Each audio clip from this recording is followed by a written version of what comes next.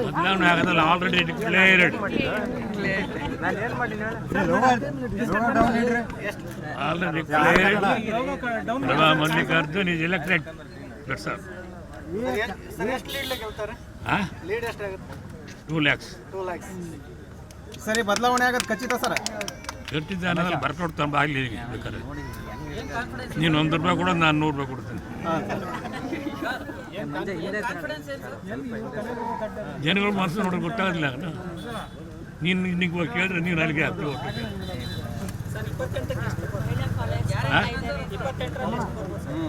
ಅದೊಂದು ನಾನೇ ಮಾಡ್ಲಪ್ಪ ಮರ ಇಲ್ಲಿ ದಾವಣಗೆರೆ ಇದ್ದೀನಿ ಹೇಳಿದ್ರೆ ಸಾಕು ನಡ್ರಿ. ಯಾರು ಎಲೆಕ್ಷನ್ ಅನ್ನೋದು ದುಡ್ಡು ನೋಡಿ ನಡಿಯಪ್ಪ.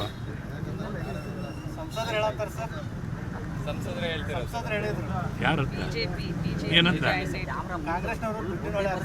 ಅವ್ರು ಏನು ಮಾಡಿದ್ರಂತ ಕತ್ತಿಕಾಯ್ತನಂತ.